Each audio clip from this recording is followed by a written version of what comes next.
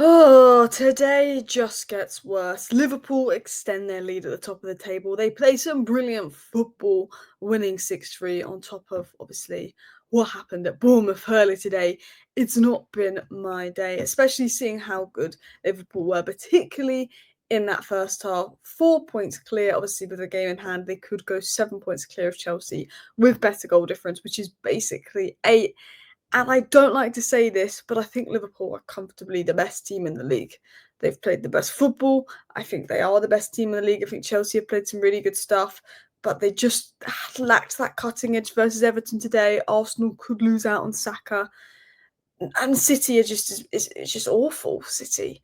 I think Liverpool are going to win it. And I hate that, but it's Christmas. They're 4 points clear of a game in hand. You never know. They could drop off, but they just look unstoppable right now.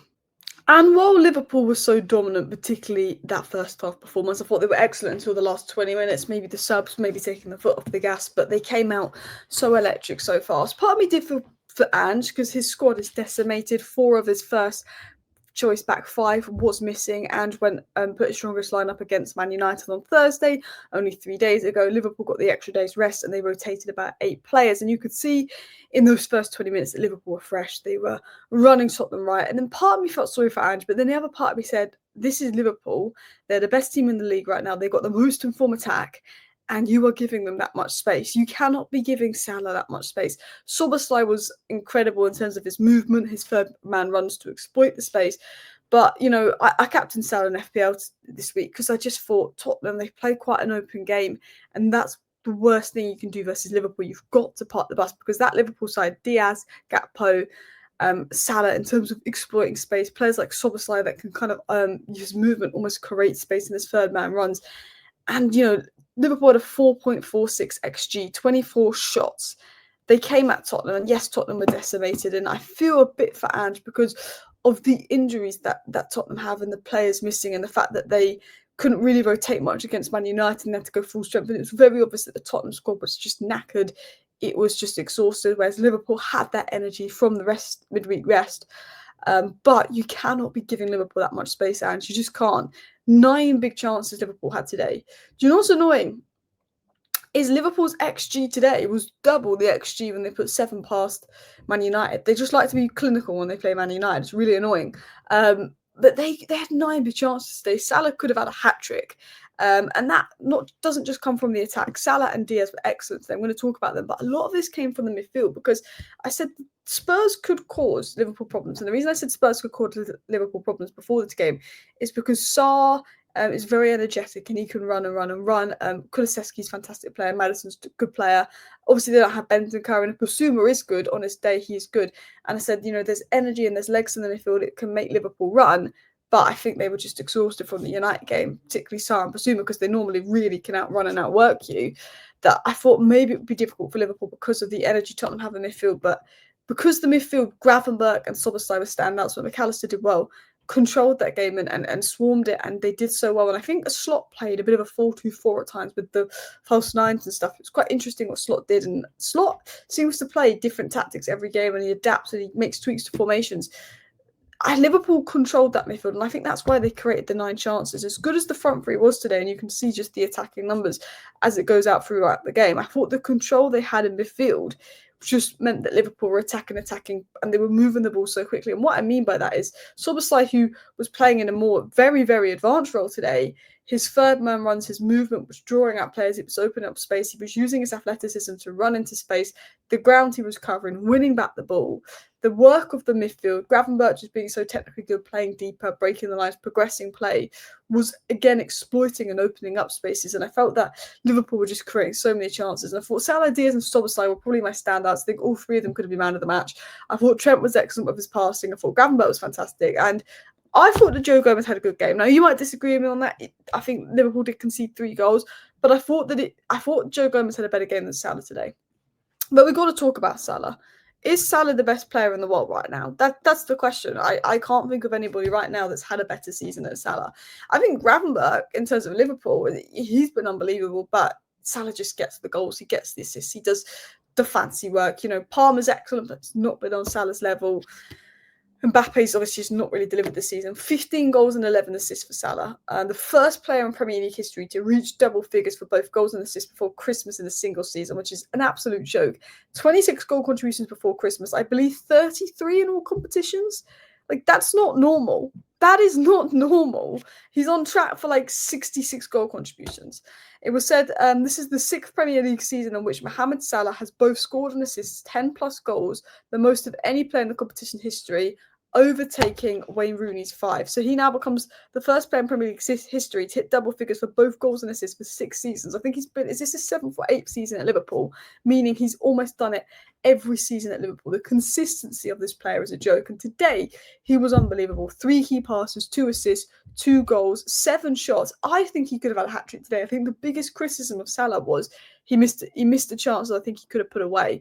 But he was unbelievable. His movement, he gets in the right areas at the right times, goals.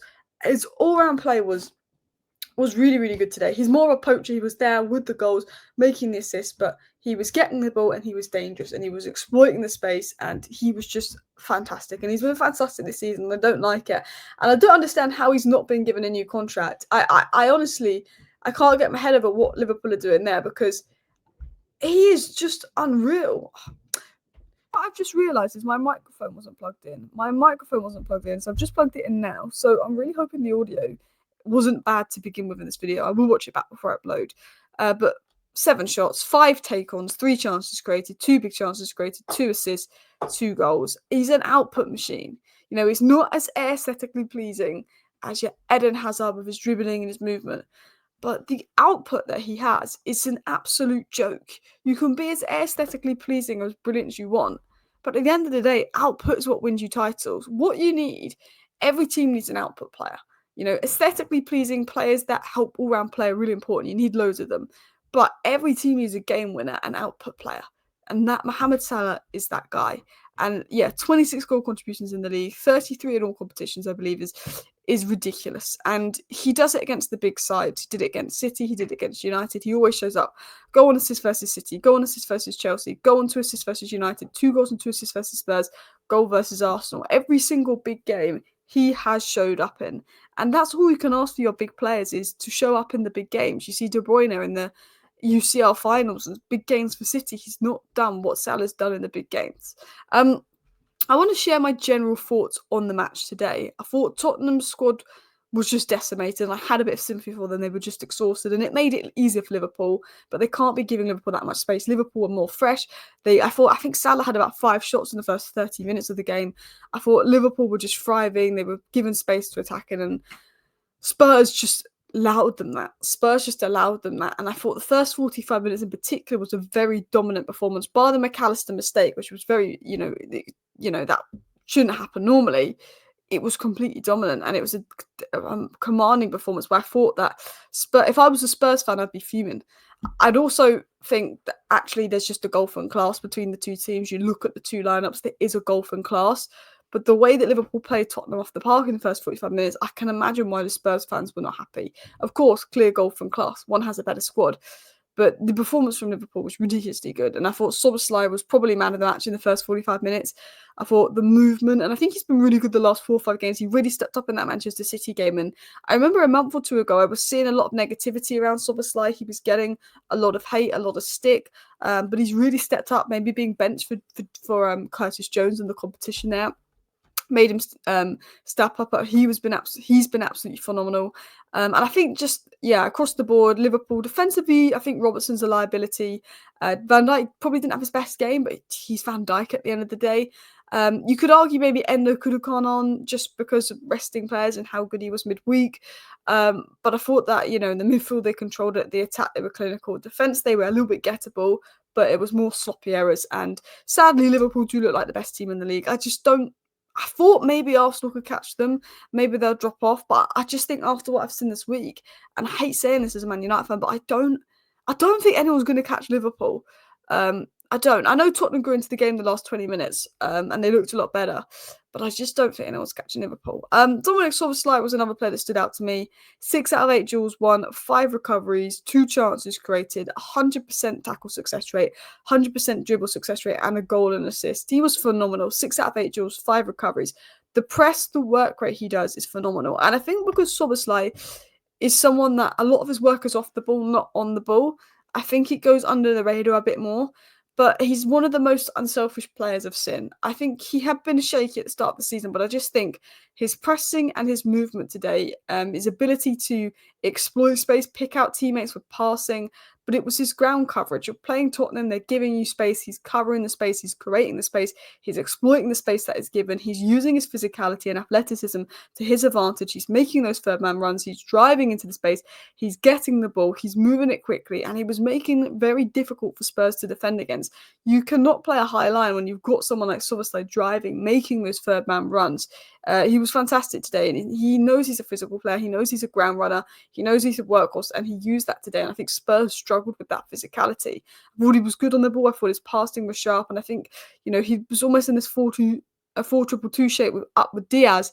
And I felt that press was making it difficult. And I think not having Romero, who's so good at playing out from the back, and having maybe Dragusin, that is a little bit more vulnerable. And they probably saw what happened when Spurs tried to play out from the back versus United with Fraser Forster and Dragusin. Having those two and the workhorses, I think Diaz and Szoboszlai are probably the two biggest workhorses in that Liverpool side, pressing Tottenham, making it difficult for them, really did cause Tottenham some issues there. I thought Gravenberch again was fantastic. I don't think Gravenberch has had a bad game for Liverpool this season. Wasn't in my man of the match contenders, which is a bit of a shock, but I think that Diaz, Salah, probably Szoboszlai were the main three, but I thought Gravenberch could arguably be in there. He creates the chance, he does his dribbles, he wins his tackles, he intercepts the ball, but it was an all-round performance in midfield. He was dominant, he allowed Liverpool to set the tempo of the game, set control, and I think the energy and the legs and the ground coverage, Spurs were depleted, Spurs were exhausted, and I think that's what pinned Spurs back, particularly in that first half as well. I thought Gravenberch was really good. And then, of course, Trent Alexander-Arnold, 4 chances created against Tottenham, more than any other player on the pitch, all 4 from open play as well, and 2 of them were big chances. But I think that assist he got, first goal of the game, that ball was prime Trent. That is what Trent is about, and that was absolutely fantastic. And I think he's been better defensively recently, Trent, as well. I've said that a few times. I think he's got better defensively this season. I know he didn't have his best game versus Fulham, but I do think he's improved defensively. I think Liverpool, if they want to win the league, I think they need to go out and look at Kirkes or Robinson and get that left back, because I think that Andy Robertson is just a slight liability. I think he's just a little bit gettable on that side as well. But listen, people, let me know your thoughts down below. I have to say, it was an entertaining game. It was an entertaining game, but I was hoping Spurs were going to take some points off Liverpool. But seeing that performance, I am pretty worried that Liverpool are going to win the league. They just look very, very good. And I think it was men versus boys. They had that quality on the pitch that Spurs couldn't match. But let me know your thoughts down below. Thank you for watching. Bye.